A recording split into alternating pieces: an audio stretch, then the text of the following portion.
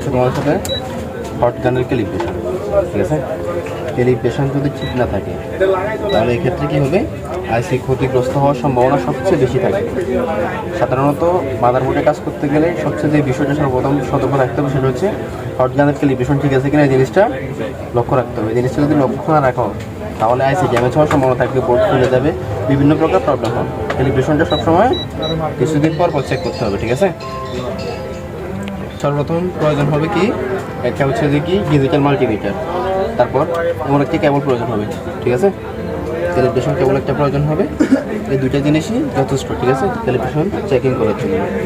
প্রথমত কী করবো, প্রথম হচ্ছে যে কি আমাদের যেটা আছে মাল্টিমিটারের সাথে কেবল এটা রিমুভ করে ক্যালিব্রেশন কেবলটা নিয়ে নিলাম, ঠিক আছে। ক্যালিব্রেশন কেবল নেওয়ার পর আমরা কী করতে হবে, ফার্স্ট টাইম কোথায় যেতে হবে, শুভ এখানে ভালোভাবে ডিগ্রি সেলসিয়াস, ডিগ্রি সেলসিয়াসে যাওয়ার পর কী করতে হবে, সাপোজ আমাদের হট গান কত টেম্পারেচার আছে বর্তমানে, আচ্ছা আমরা চ্যানেল ওয়ানে দেখি, চ্যানেল ওয়ানে আছে হচ্ছে কি 250 ডিগ্রি, চ্যানেল ওয়ানে কত ডিগ্রি আছে 250, চ্যানেল টুতে কত 300, চ্যানেল থ্রিতে আছে 360 ডিগ্রি, ঠিক আছে। এখন সবচেয়ে বড় বিষয় হচ্ছে আমাদের ফার্স্ট টাইম চ্যানেল ওয়ানে আছে 250 ডিগ্রি, তাই না।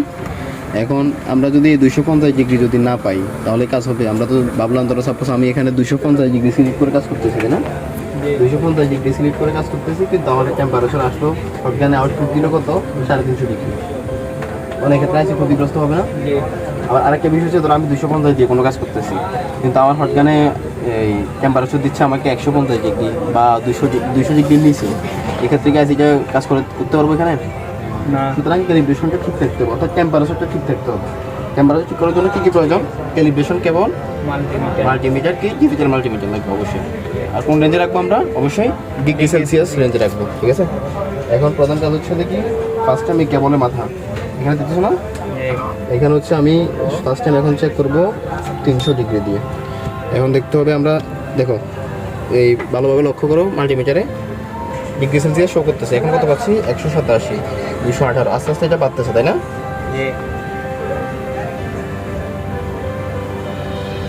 247, 250, 252।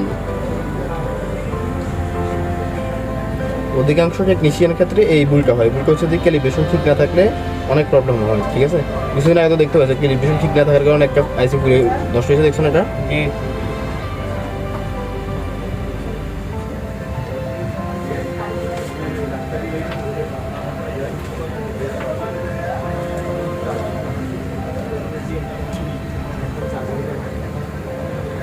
অর্থাৎ আমাদের হচ্ছে যে কি এখানে কত পাচ্ছি 291 লাস্ট পাচ্ছি, আরও হয়তো কিছুটা বার 292, 294,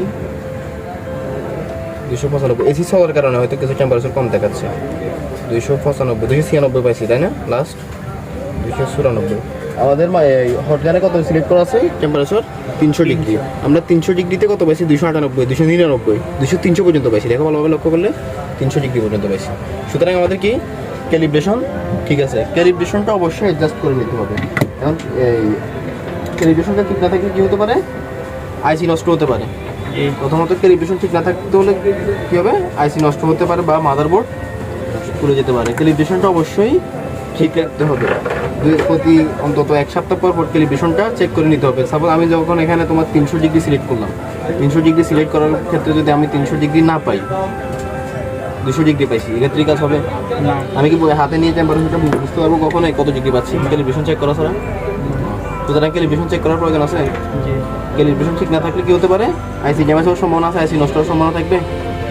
তুমি 300 ডিগ্রি সাপোজ তুমি 350 বা 340 দিয়ে আইসিকে রিমুভ করে আইসিকে তুলবে, তুমি 340 দিচ্ছ কি কোথা থেকে, হটগান থেকে। তুমি দেখতেছো এখানে কি ডিসপ্লে দেখতেছো 340, কিন্তু আউটপুট দিচ্ছে 400 ডিগ্রি প্লাস, এক্ষেত্রে তোমার আইসিতে ড্যামেজ হওয়ার সম্ভাবনা বেশি থাকবে। সুতরাং তুমি ক্যালিব্রেশন করে নিলে প্রবলেম হবে, ক্যালিব্রেশন করে নিলে আইসিটা সেফ থাকলো।